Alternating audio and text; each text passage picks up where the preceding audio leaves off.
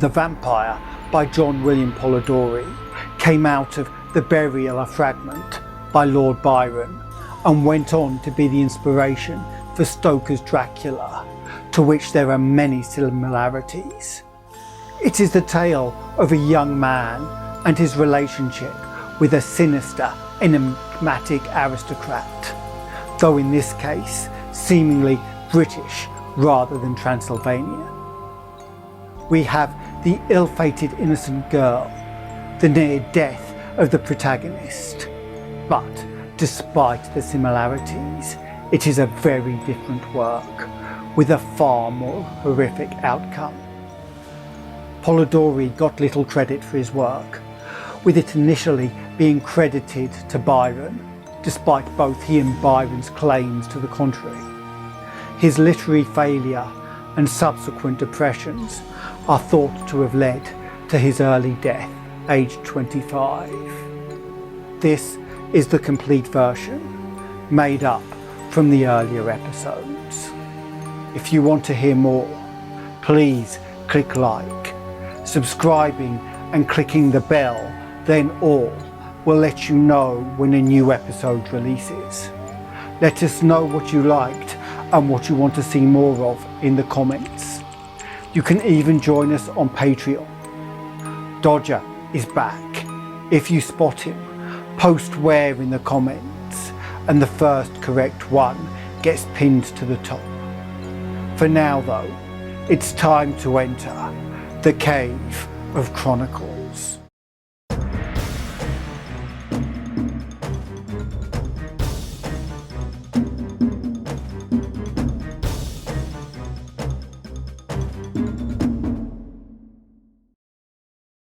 It happened that in the midst of the dissipations attendant upon a London winter, there appeared at the various parties of the leaders of the ton a nobleman more remarkable for his singularities than his rank. He gazed upon the mirth around him as if he could not participate therein. Apparently, the light laughter of the fair only attracted his attention, that he might by a look quell it and throw fear into those breasts where thoughtlessness reigned. Those who felt this sensation of awe could not explain whence it arose. Some attributed it to the dead grey eye which, fixing upon the object's face, did not seem to penetrate, and at one glance to pierce through to the inward workings of the heart, but fell upon the cheek with a leaden ray that weighed upon the skin it could not pass. His peculiarities caused him to be invited to every house. All wished to see him, and those who had been accustomed to violent excitement and now felt the weight of ennui were pleased at having something in their presence capable of engaging their attention. In spite of the deadly hue of his face, which never gained a warmer tint, either from the blush of modesty or from the strong emotion of passion, though its form and outline were beautiful, many of the female hunters, after notoriety, attempted to win his attentions and gain at least some marks of what they might term affection. Lady Mercer, who had been the mockery of every monster shewn in drawing rooms since her marriage, threw herself in his way and did all but put on the dress of a mountebank to attract his notice, though in vain. When she stood before him, though his eyes were apparently fixed on hers, still it seemed as if they were unperceived. Even her unappalled impudence was baffled, and she left the field. But though the common adulteress could not influence even the guidance of his eyes, It was not that the female sex was indifferent to him, yet such was the apparent caution with which he spoke to the virtuous wife and innocent daughter that few knew he ever addressed himself to females. He had, however, the reputation of a winning tongue, and whether it was that it even overcame the dread of his singular character, or that they were moved by his apparent hatred of vice, he was as often among those females who form the boast of their sex from their domestic virtues as among those who sully it by their voices. About the same time there came to London a young gentleman of the name of Aubrey. He was an orphan left with an only sister in the possession of great wealth by parents who died while he was yet in childhood. Left also to himself by guardians who thought it their duty merely to take care of his fortune, while they relinquished the more important charge of his mind to the care of mercenary subalterns. He cultivated more his imagination than his judgment. He had hence that high romantic feeling of honour and candour which daily ruins so many milliners' apprentices.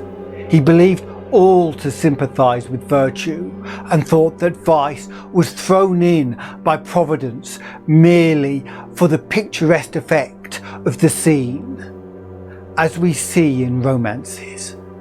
He thought that the misery of a cottage merely consisted in the vesting of clothes which were as warm, but which were better adapted to the painter's eye by their irregular folds and the various coloured patches. He thought, in fine, that the dreams of poets were the realities of life. He was handsome, frank, and rich. For these reasons, upon his entering into the gay circles, many mothers surrounded him, striving which should describe with least truth their lavishing or romping favourites. The daughters, at the same time, by their brightening countenances when he approached, and by their sparkling eyes when he opened his lips, soon led him into false notions of his talents and merit. Attached as he was to the romance of his solitary hours, he was startled at finding that, except in the tallow and wax candles that flickered, not from the presence of a ghost, but from want of snuffing, there was no foundation in real life for any of that congeries or pleasing pictures and descriptions contained in those volumes from which he had formed his study. Finding, however, some compensation in his gratified vanity, he was about to relinquish his dreams when the extraordinary being we have above described crossed him in his career. He watched him, and the very impossibility of forming an idea of the character of a man entirely absorbed in himself, who gave few other signs of his observation of external objects than the tacit assent to their existence, implied by the avoidance of their contact, allowing his imagination to picture everything that flattered its propensity to extravagant ideas. He soon formed this object into the hero of a romance, and determined to observe the offspring of his fancy, rather than the person before him. He became acquainted with him, paid him attentions, and so far advanced upon his notice that his presence was always recognised. He gradually learnt that Lord Ruthven's affairs were embarrassed, and soon found from the notes of preparation in the street that he was about to travel. Desirous of gaining some information respecting this singular character, who till now had only whetted his curiosity, he hinted to his guardians that it was time for him to perform the tour, which for many generations had been thought necessary to enable the young to take some rapid steps in the career of vice towards putting themselves upon equality with the aged, and not allowing them to appear as if fallen from the skies whenever scandalous intrigues are mentioned as the subjects of pleasantry or praise according to the degree of skill shown in carrying them on. They had consented, and Aubrey, immediately mentioning his attentions to Lord Ruthven, was surprised to receive from him a proposal to join him. Flattered by such a mark of esteem from him who apparently had nothing in common with other men, he gladly accepted it, and in a few days they had passed the circling waters. Hitherto, Aubrey had had no opportunity of studying Lord Ruthven's character, and now he found that though many more of his actions were exposed to his view, the results offered different conclusions from the apparent motives to his conduct. His companion was profuse in his liberality. The idle, the vagabond, and the beggar received from his hand more than enough to relieve their immediate wants. But Aubrey could not avoid remarking that it was not upon the virtuous, reduced to indignance by the misfortunes attendant even upon virtue, that he bestowed his alms. These were sent to the door with hardly suppressed sneers, but when the profligate came to ask something, not to relieve his wants, but to allow him to wallow in his lust, or to sink him still deeper in his iniquity, he was sent away with rich charity. This was, however, attributed to him for the greater importunity of the vicious, which generally prevails over the retiring bashfulness of the virtuous indigent. There was one circumstance about the charity of his lordship which was still more impressed upon his mind. All those upon whom it was bestowed inevitably found that there was a curse upon it, for they were either led to the scaffold or sunk into the lowest and most abject misery. At Brussels and other towns, though, which they passed, Aubrey was surprised at the apparent eagerness with which his companion sought for the centres of all fashionable vice. There he entered into all the spirit of the faro table. He betted and always gambled with success, except where there was a known sharper that was his antagonist, and then he lost even more than he gained. But it was always with the same unchanging face with which he generally watched the society around. It was not, however, so when he encountered the rash youthful novice or the luckless father of a numerous family. Then his very wish seemed fortune's law.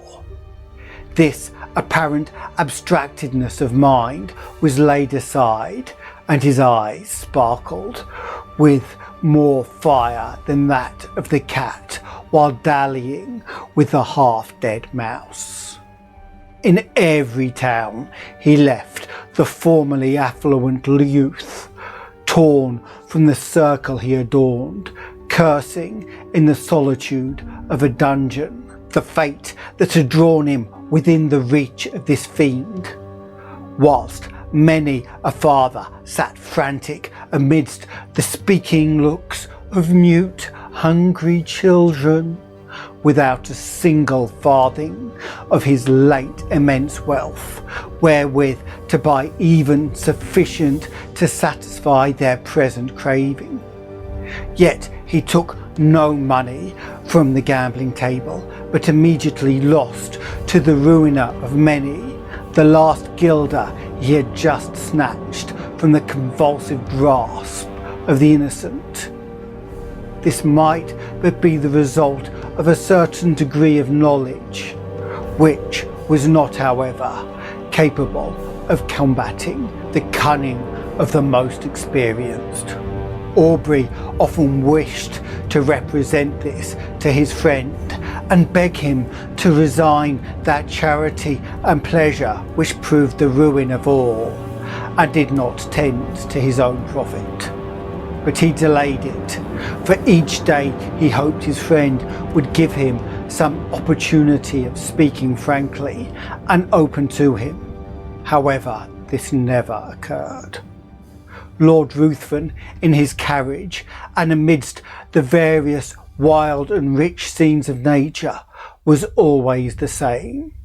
His eye spoke less than his lip, and though Aubrey was near the object of his curiosity, he attained no greater gratification from it than the constant excitement of vainly wishing to break that mystery which, to his exalted imagination, began to assume the appearance of something supernatural.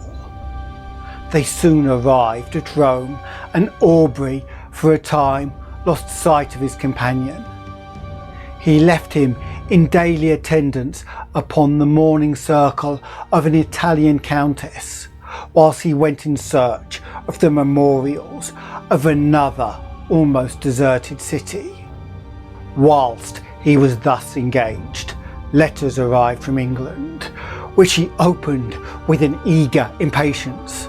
The first was from his sister, breathing nothing but affection. The others were from his guardians. The latter astonished him. If it had before entered into his imagination that there was evil power resident in his companion, these seemed to give him almost sufficient reason for the belief. His guardians insisted upon his immediately leaving his friend and urged that his character was dreadfully vicious, for that the possession of irreversible powers of seduction rendered his licentious habits more dangerous to society.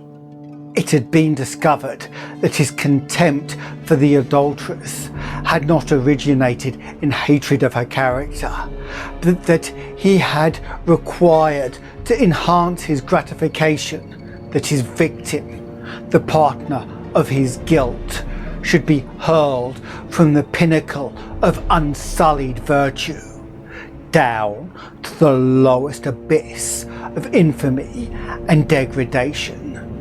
In fine, that all those females whom he had sought, apparently on account of their virtue, had since his departure thrown even the mask aside and had not scrupled to expose the whole deformity of their vices to public gaze. Audrey determined upon leaving one whose character had not yet shown a single bright point on which to rest his eye. He resolved to invent some plausible pretext for abandoning him altogether, proposing in the meanwhile to watch him more closely and let no slight circumstances pass by unnoticed. He entered into the same circle and soon perceived that his lordship was endeavouring to work upon the inexperience of the daughter of the lady whose house he chiefly frequented. In Italy, it is seldom that an unmarried female is met with in society. He was therefore obliged to carry on his plans in secret.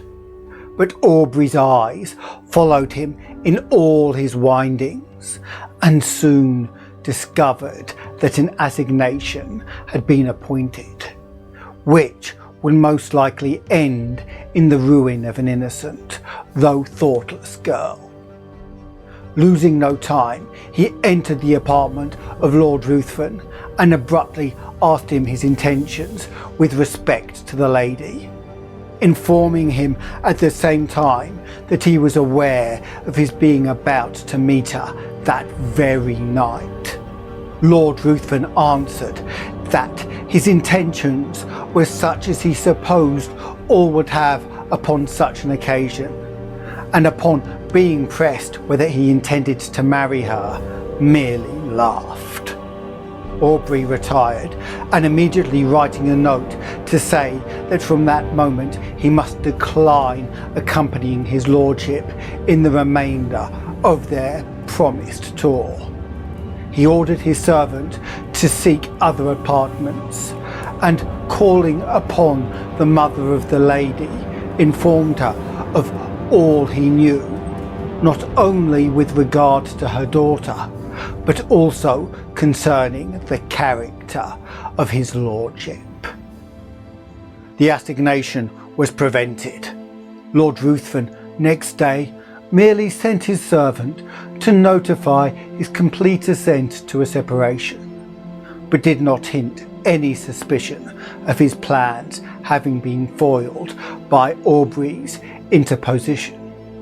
Having left Rome, Aubrey directed his steps towards Greece, and crossing the peninsula, soon found himself at Athens. He then fixed his residence in the house of a Greek, and soon occupied himself in tracing the faded records of ancient glory upon monuments that, apparently ashamed of chronicling the deeds of freemen only before slaves, had hidden themselves beneath the sheltering soil or many-coloured lichen. Under the same roof as himself existed a being so beautiful and delicate that she might have formed the model for a painter, wishing to portray on canvas the promised hope of the faithful in Muhammad's paradise, save that her eyes spoke too much mind for anyone to think she could belong to those who had no souls.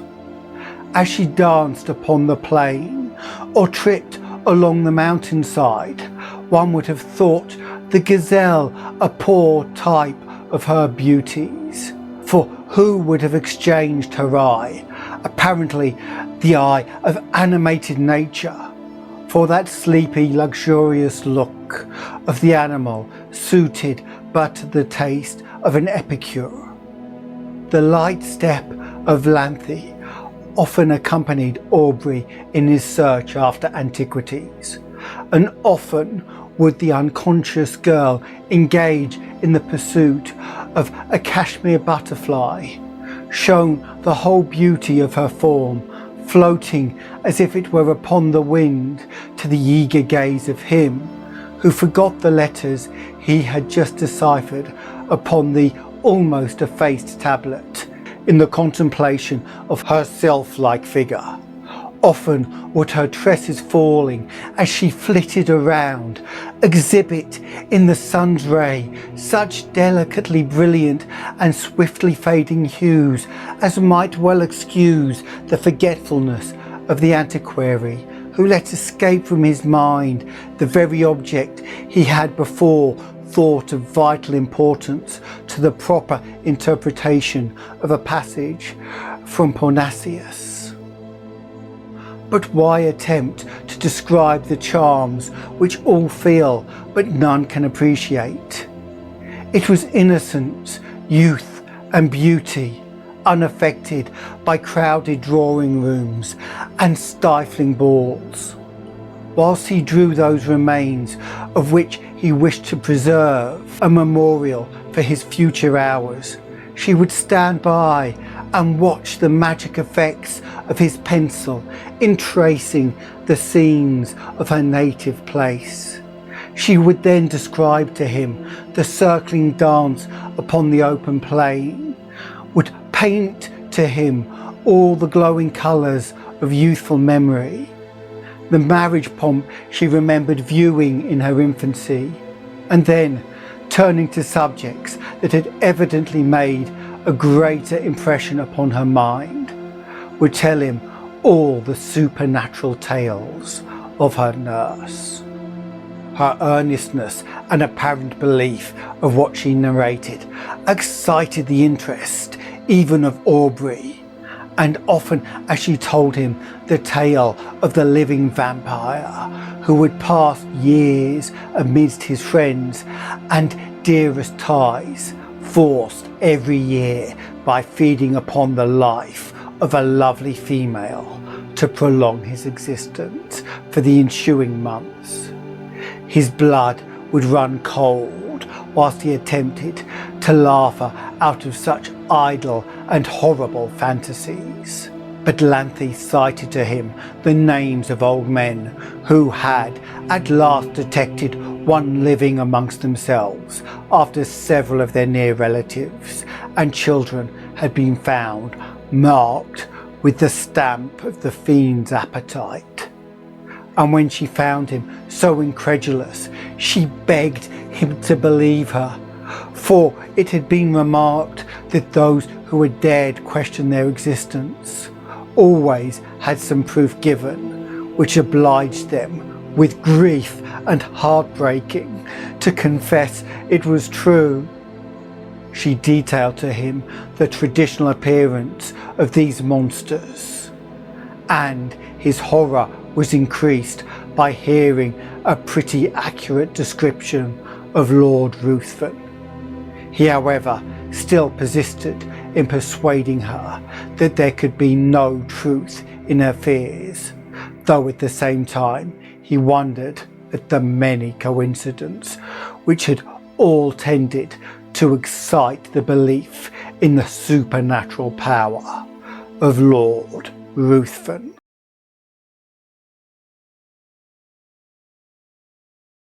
Aubrey began to attach himself more and more to Ianthe. Her innocence so contrasted with all the affected virtues of the women among whom he had sought his vision of romance, won his heart, and while he ridiculed the idea of a young man of English habits marrying an uneducated Greek girl, still he found himself more and more attached to the almost fairy form before him.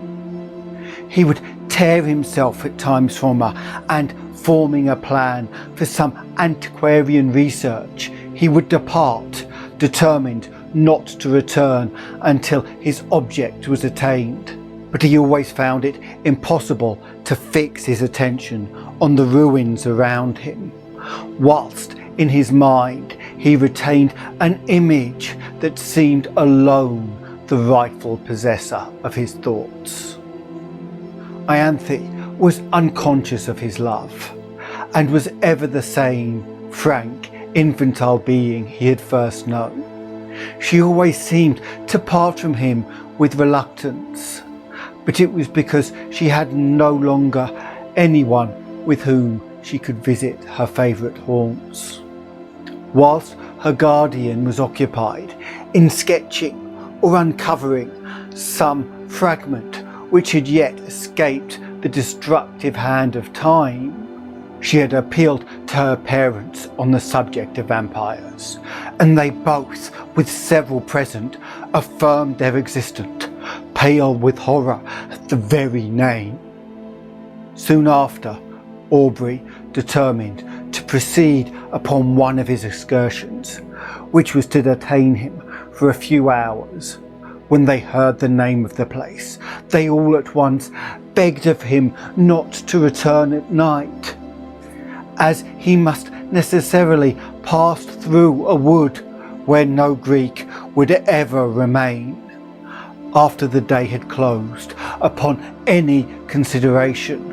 They described it as the resort of vampires in their nocturnal orgies, and denounced the most heavy evils as impending upon him who dared to cross their path.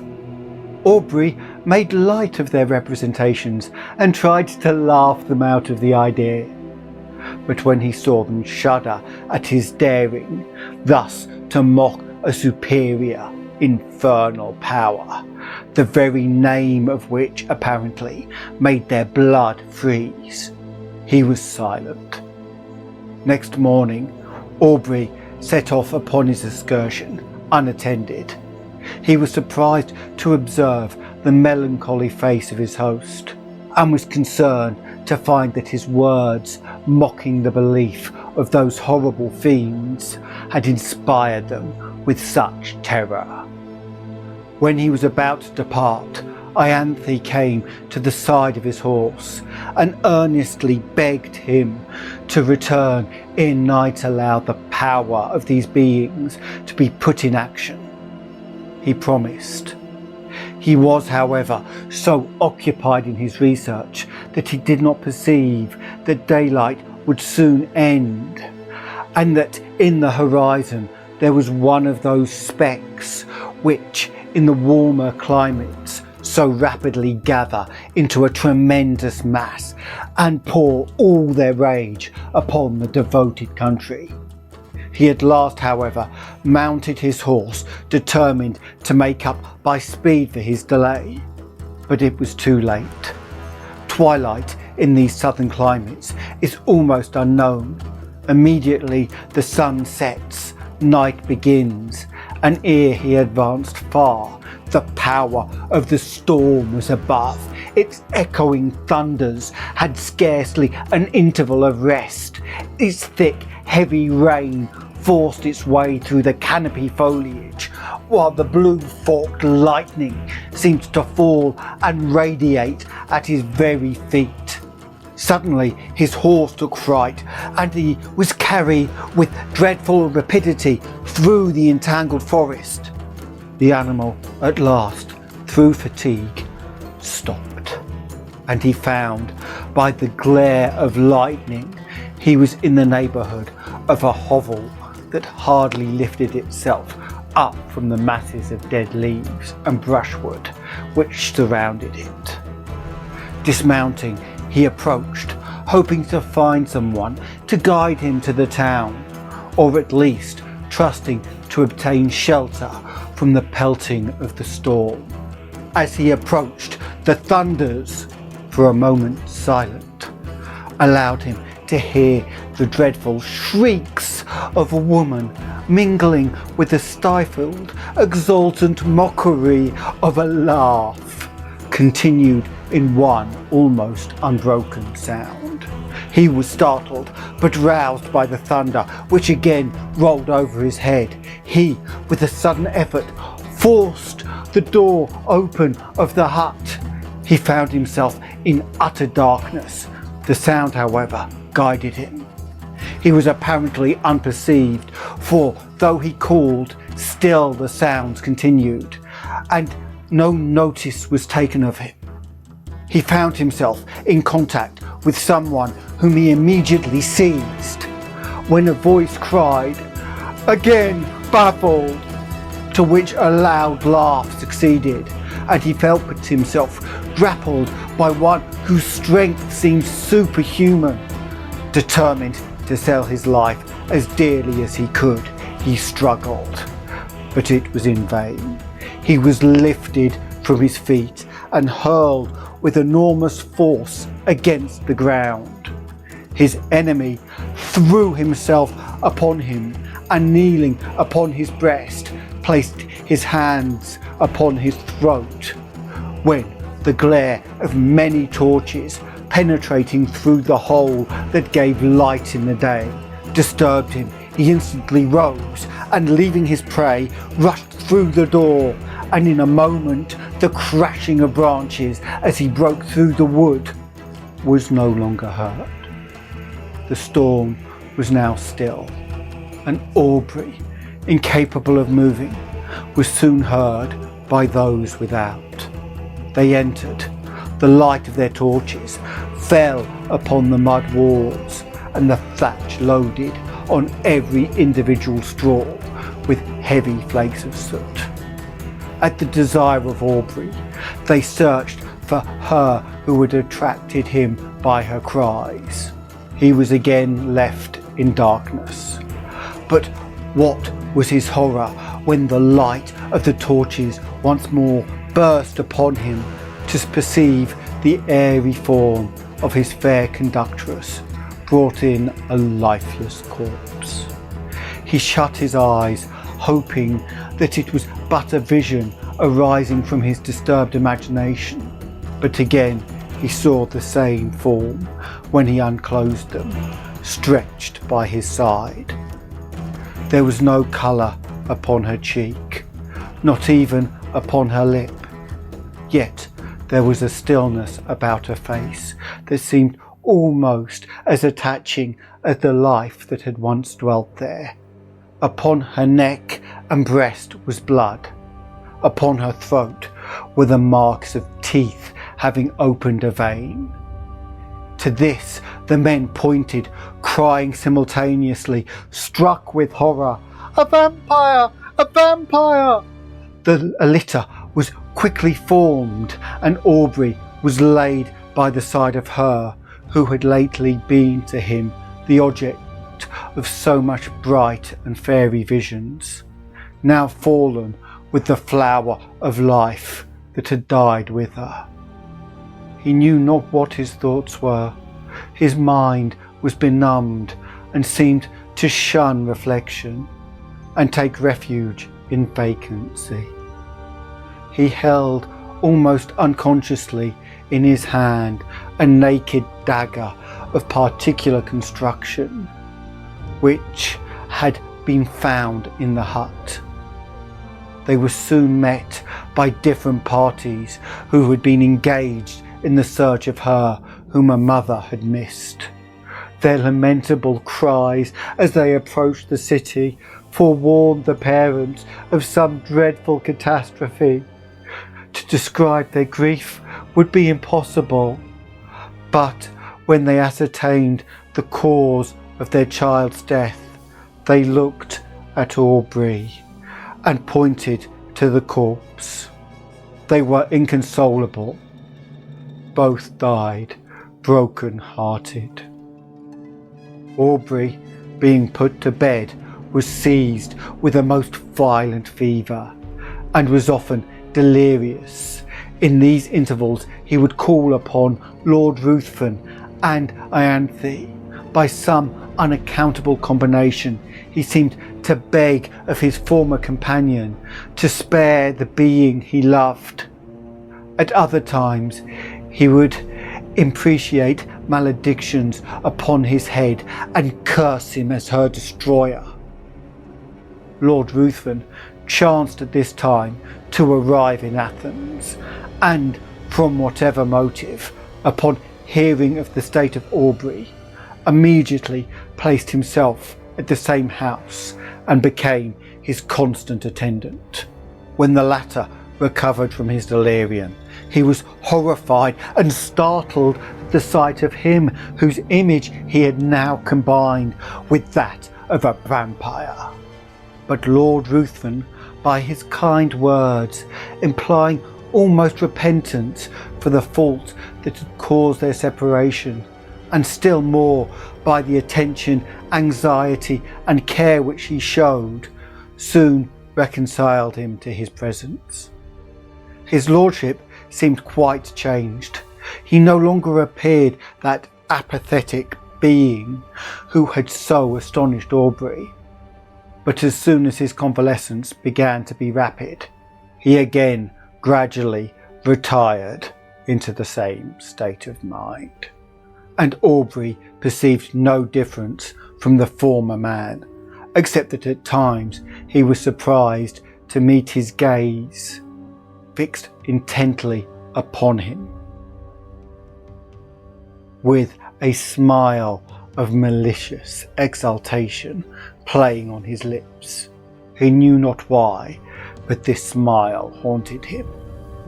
During the last stage of the invalid's recovery, Lord Ruthven was apparently engaged in watching the tideless waves raised by the cooling breeze, or in the marking the progress of those orbs circling like our world, the moveless sun. Indeed, he appeared to wish to avoid the eye of all. Aubrey's mind, by this shock, was much weakened, and that elasticity of spirit which had once distinguished him now seemed to have fled forever. He was now as much a lover of solitude and silence as Lord Ruthven, but much as he wished for solitude, his mind could not find it in the neighbourhood of Athens. If he sought it amidst the ruins he had formerly frequented with Ianthe's form stood by his side, if he sought it in the woods, her light step would appear wandering amid the underwood in a quest for the modest violet. Then, suddenly turning round, would show to his wild imagination her pale face and wounded throat, with a meek smile upon her lips. He determined to fly scenes, every feature of which created such bitter associations in his mind. He proposed to Lord Ruthven, to whom he held himself bound by the tender care he had taken of him during his illness, that they should visit those parts of Greece neither had seen. They travelled in every direction and sought every spot in which a recollection could be attached. But though they thus hastened from place to place, yet they seemed not to heed what they gazed upon. They heard much of robbers, but they gradually began to slight these reports, which they imagined were only the invention of individuals whose interest it was to excite the generosity of those whom they defended from pretended dangers. The consequence, thus neglecting the advice of the inhabitants, on one occasion they travelled with only a few guards, more to serve as guides than as defence. Upon entering, however, a narrow defile, at the bottom of which was a bed of torrent with large masses of rock brought down from the neighbouring precipices, they had reason to repent their negligence. For scarcely were the whole party engaged in the narrow pass when they were startled by the whistling of bullets close to their heads and by the echoing report of several guns. In an instant their guards had left them, and placing themselves behind rocks had begun to fire in the direction whence the report came. Lord Ruthven and Aubrey, imitating their example, retired for a moment behind the sheltering turn of the defile, but ashamed of being thus detained by a foe who, with insulting shouts, bade them advance, and being exposed to unresisting slaughter if any of the robbers should climb above to take them in the rear, they determined at once to rush forward in search of the enemy. Hardly had they lost the shelter of the rock when Lord Ruthven received a shot in the shoulder, which brought him to the ground. Aubrey hastened to his assistance, and no longer heeding the contest or his own peril, was soon surprised by seeing the robbers' faces around him, his guards having, upon Lord Ruthven's being wounded, immediately thrown up their arms and surrendered. By promises of great reward, Aubrey soon induced them to convey his wounded friend to a neighbouring cabin, and having agreed upon a ransom, he was no more disturbed by their presence, they being content merely to guard the entrance till their comrade should return with the promised sum, for which he had an order. Lord Ruthven's strength rapidly decreased. In 2 days, mortification ensued, and death seemed advancing with hasty steps. His conduct and appearance had not changed. He seemed as unconscious of pain as he had been of the objects around him. But toward the close of the last evening, his mind became apparently uneasy, and his eye often fixed upon Aubrey, who was induced to offer his assistance with more than usual earnestness. "Assist me, you may save me, you may do more than that. I mean, not my life. I heed the death of my existence as little as that of the passing day. But you may save my honour, your friend's honour." "How? Tell me how. I would do anything," replied Aubrey. "I need but little. My life ebbs apace. I cannot explain the whole, but if you would conceal all you know of me, my honour were free from stain in the world's mouth, and if my death were unknown for some time in England, but life, it shall not be known. Swear!" cried the dying man, raising himself with an exultant violence. "Swear by all your soul reveres, by all your nature's fears. Swear that for a year and a day you will not impart your knowledge of my crimes or death to anything being, in any way, whatever may happen, or whatever you may see." His eyes seemed bursting from their sockets.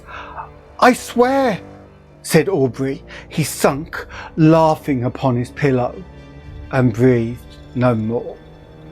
Aubrey retired to rest, but did not sleep. The many circumstances attending his acquaintance with this man rose in his mind, and he knew not why, when he remembered his oath, as a cold shivering came over him, as if from the presentiment of something horrible awaiting him. Rising early in the morning, he was about to enter the hovel in which he had left the corpse, when a robber met him and informed him that it was no longer there, having been conveyed by himself and his comrades upon his retiring to the pinnacle of a neighbouring mount, according to a promise they had given his lordship, that it should be exposed to the first cold ray of the moon that rose after his death. Aubrey, astonished at taking several of the men, determined to go and bury it upon the spot where it lay. But when he had mounted the summit, he found no trace of either the corpse or the clothes, though the robbers swore they pointed out the identical rock in which they had laid the body. For his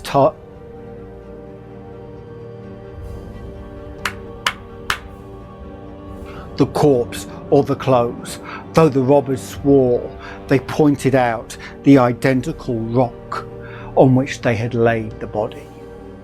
For a time his mind was bewildered in conjectures, but he at last returned, convinced that they had buried the corpse for the sake of the clothes.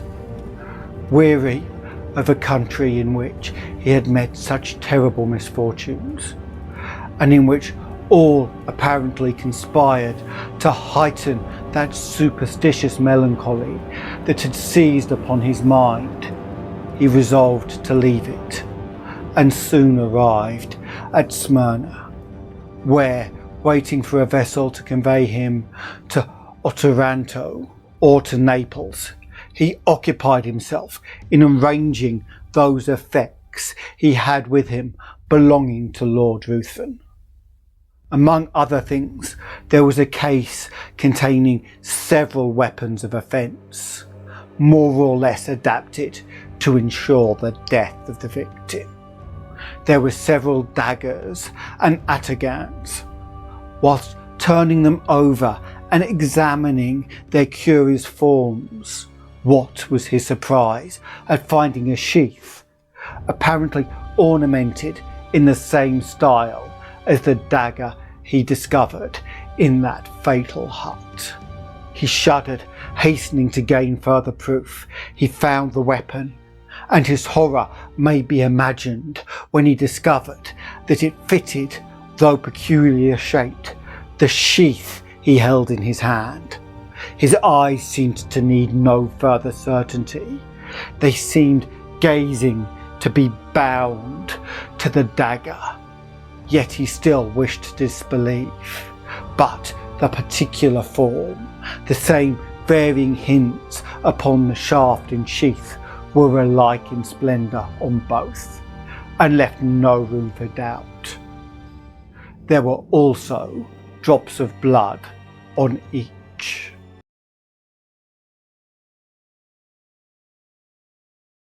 And on his way home at Rome, his first inquiries were concerning the lady he had attempted to snatch from Lord Ruthven's seductive arts. Her parents were in distress, their fortune ruined, and she had not been heard of since the departure of his lordship. Aubrey's mind became almost broken under so many repeated horrors. He was afraid that this lady had fallen victim to the destroyer of Ianthe. He became morose and silent, and his only occupation consisted in urging the speed of the positions, as if he were going to save the life of someone he held dear. He arrived at Calais. A breeze which seemed obedient to his will soon wafted him to the English shores, and he hastened to the mansion of his fathers, and there, for a moment, appeared to lose in the embraces and caresses of his sister all memory of the past. If she before, by her infantine caresses, had gained his affection, now that the woman began to appear, she was still more attaching as a companion.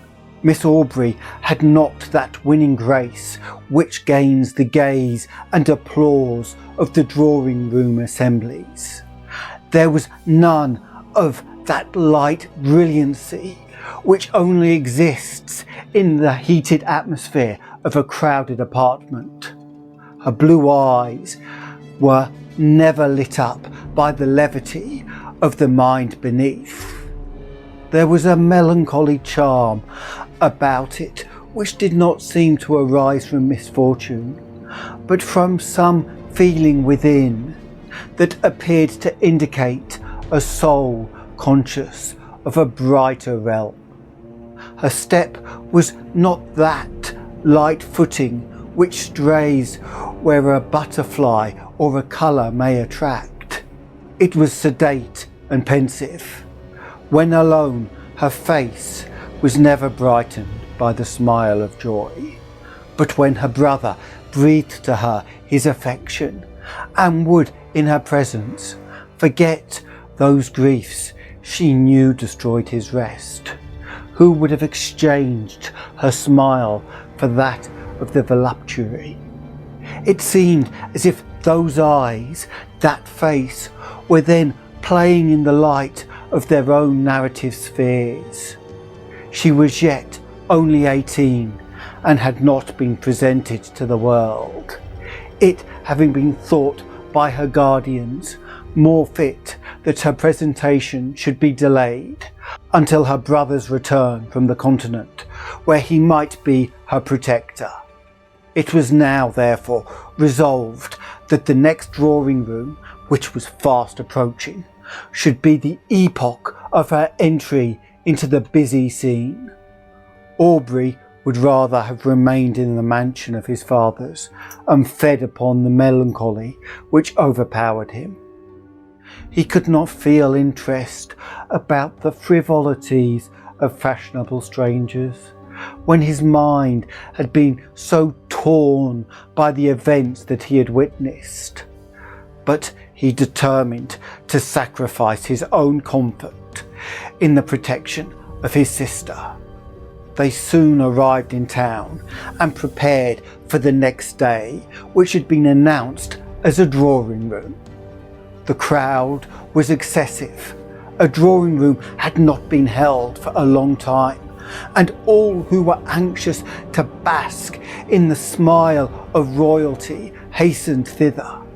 Aubrey was there with his sister, while he was standing in a corner by himself, heedless of all around him, engaged in the remembrance that the first time he had seen Lord Ruthven was in that very place. He felt himself suddenly seized by the arm, and a voice he recognised all too well sounded in his ear. "Remember your oath." He had hardly courage to turn, fearful of seeing a spectre that would blast him, when he perceived at a little distance the same figure which had attracted his notice on the spot upon his entry into society. He gazed till his limbs almost refusing to bear their weight. He was obliged to take the arm of a friend, and forcing a passage through the crowd, threw himself into his carriage and was driven home. He paced the room with hurried steps and fixed his hands upon his head as if he were afraid his thoughts were bursting from his brain. Lord Ruthven again before him. Circumstances started up in dreadful array. The dagger, his oath. He roused himself. He could not believe it possible. The dead rise again. He thought his imagination had conjured up the image in his mind was resting upon. It was impossible that it could be real. He determined, therefore, to go again into society, for though he attempted to ask concerning Lord Ruthven, the name hung upon his lips, and he could not succeed in gaining information. He went a few nights after with his sister to the assembly of a near relation. Leaving her under the protection of a matron, he retired into a recess and there gave himself up to his own devouring thoughts. Perceiving at last that many were leaving, he roused himself and, entering another room, found his sister surrounded by several, apparently in earnest conversation. He attempted to pass and get near her, when one whom he requested to move turned round and revealed to him those features he most abhorred. He sprang forward, seized his sister's arm, and, with hurried step, forced her towards the street. At the door he found himself impeded by the crowd of servants who were waiting for their lords, and while he was engaged in passing them, he again heard that voice whisper close to him, "Remember your oath." He did not dare to turn, but hurrying his sister soon reached home. Aubrey became almost distracted. If before his mind had been absorbed by one subject, how much more completely it was engrossed now that the certainty of the monsters living again pressed upon his thoughts. His sister's attentions were now unheeded, and it was in vain that she entreated him to explain to her what had caused his abrupt conduct. He only uttered a few words, and those terrified her. The more he thought, the more he was bewildered. His oath startled him. He was then to allow this monster to roam, bearing ruin upon his breast amidst all he held dear, and not avert its progress? His very sister might have been touched by him, but even if he were to break his oath and disclose his suspicions, who would believe him? He thought of employing his own hand to free the world from such a wretch. But death, he remembered, had already been mocked. For days he remained in this state, shut up in his room. He saw no one and ate only when his sister came in, who, with eyes streaming with tears, besought him for her sake to support nature. At last, no longer capable of bearing stillness and solitude, he left his house, roamed from street to street, anxious to fly that image which haunted him. His dress became neglected, and he wandered, as often exposed to the noonday sun as to the midnight damps. He was no longer to be recognised.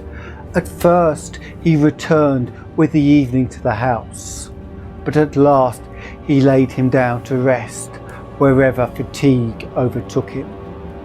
His sister, anxious for his safety, employed people to follow him, but they were soon distanced by him who fled from a pursuer swifter than any from thought.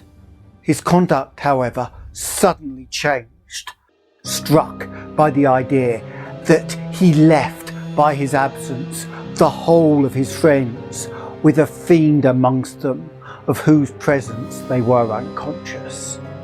He determined to enter again into society and watch them closely, anxious to forewarn, in spite of his oath, all whom Lord Ruthven approached with intimacy. But when he entered into a room, his haggard and suspicious looks were so striking, his inward shudderings so visible, that his sister was at last obliged to beg of him to abstain from seeking, for her sake, a society which affected him so strongly. When, however, remonstrance proved unavailing, the guardians thought proper to interpose, and fearing that his mind was becoming alienated, they thought it high time to resume again that trust which had been before imposed upon them by Aubrey's parents. Desirous of saving him from the injuries and suffering he had daily encountered in his wanderings, and of preventing him from exposing to the general eye those marks of what they considered folly, they engaged a physician to reside in the house and take constant care of him. He hardly appeared to notice it, so completely was his mind absorbed by one terrible subject. His incoherence became at last so great that he was confined to his chamber. He would often lie for days, incapable of being roused. He had become emaciated. His eyes had attained a glassy lustre. The only sign of affection and recollection remaining displayed itself upon the entry of his sister. Then he would sometimes start, and seizing her hands with looks that severely affected her, he would desire her not to touch him. "Oh, do not touch him. If your love for me is aught, do not go near him." When, however, she inquired to whom he referred, his only answer was, "True, true." And again he sank into a state whence not even she could rouse him. This lasted many months. Gradually, however, as the year was passing, his incoherences became less frequent, and his mind threw off a portion of its gloom, whilst his guardians observed that several times in the day he would count upon his fingers a definite number and then smile. The time had nearly elapsed when, upon the last day of the year, one of his guardians, entering his room, began to converse with his physician upon the melancholy circumstance of Aubrey's being in so awful a situation when his sister was going next day to be married. Instantly, Aubrey's attention was attracted. He asked anxiously to whom. Glad of this mark of returning intellect, of which they feared he had been deprived, they mentioned the name of the Earl of Marsden. Thinking this was a young earl whom he had met in society, Aubrey seemed pleased and astonished them still more by expressing his intention to be present at the nuptials and desiring to see his sister. They answered not, but in a few minutes his sister was with him.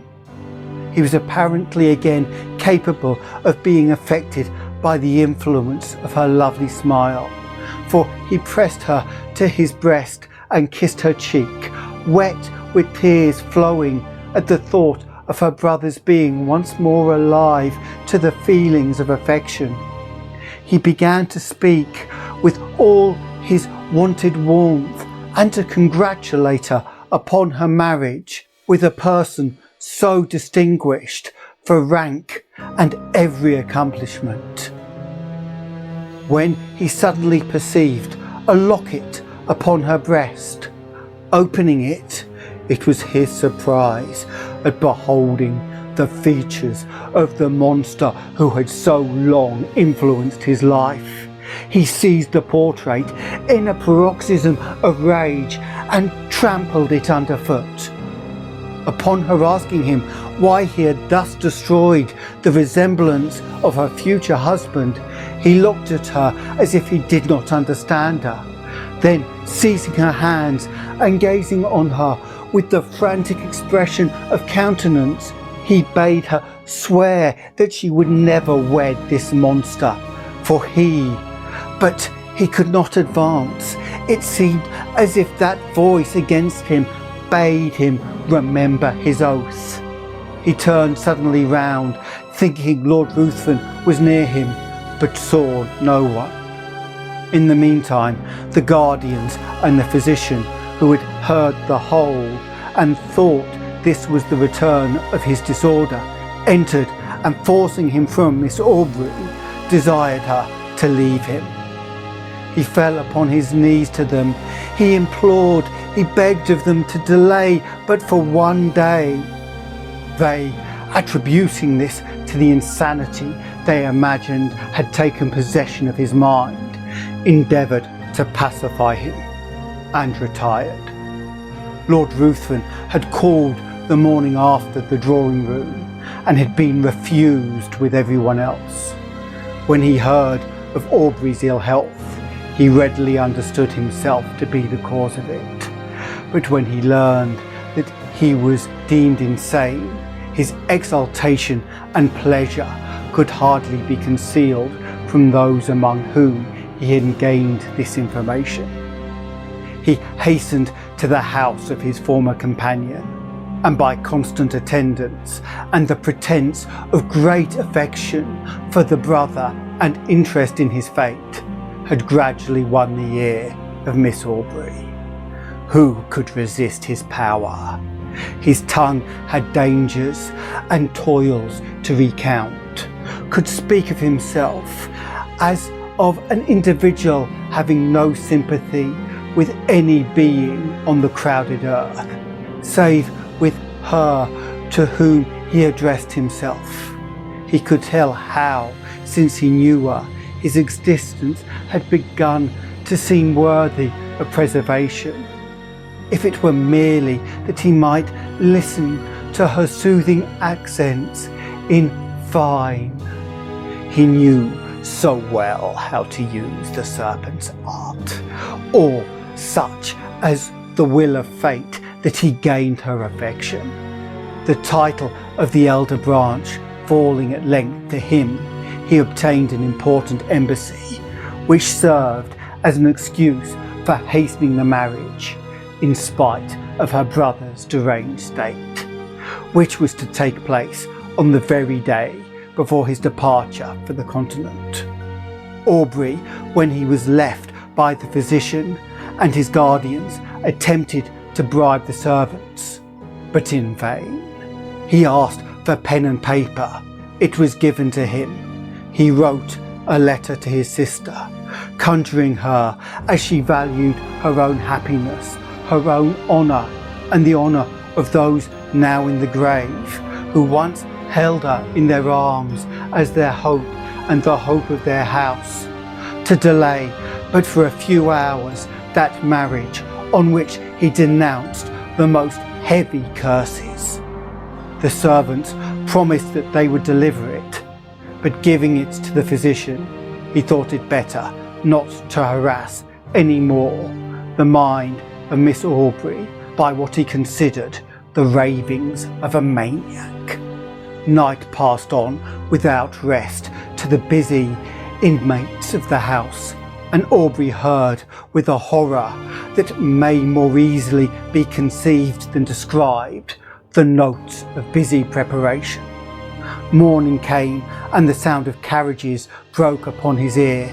Aubrey grew almost frantic. The curiosity of the servants at last overcame their vigilance. They gradually stole away, leaving him in the custody of a helpless old woman.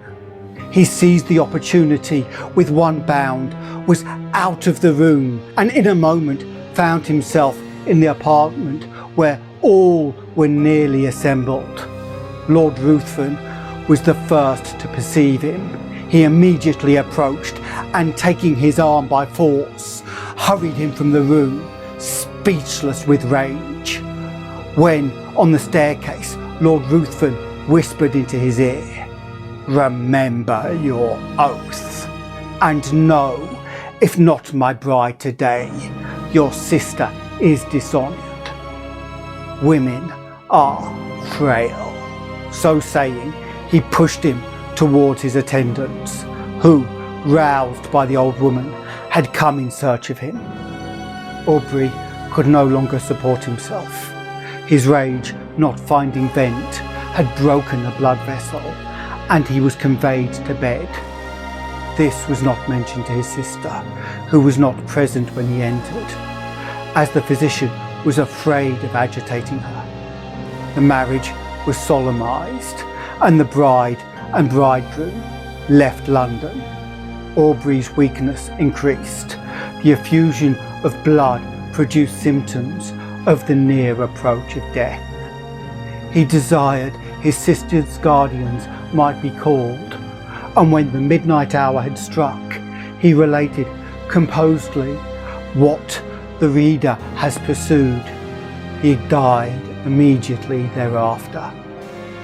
The guardians hastened to protect Miss Aubrey, but when they arrived, it was too late.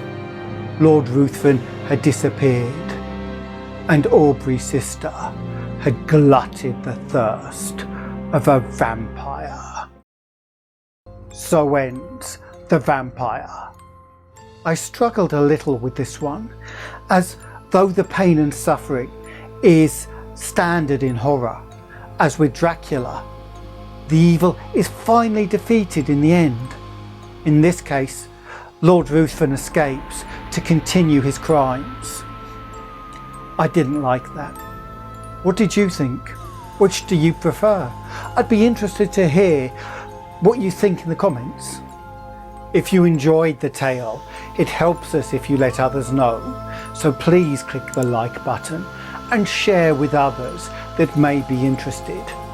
Subscribing will let you travel with us on further adventures of the dark and terrible, with the bell notifying you as we set off. If you want to join our Eldritch Order on Discord, come visit us on Patreon. Then you can join in the discussions and even help guide the choice of stories.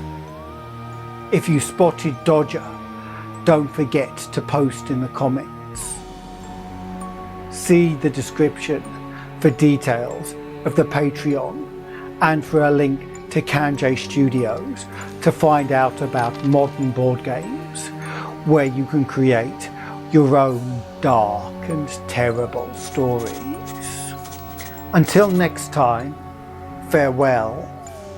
But think, when is it okay to break an oath? and is an oath forced in bad faith. Truly something you should hold on to.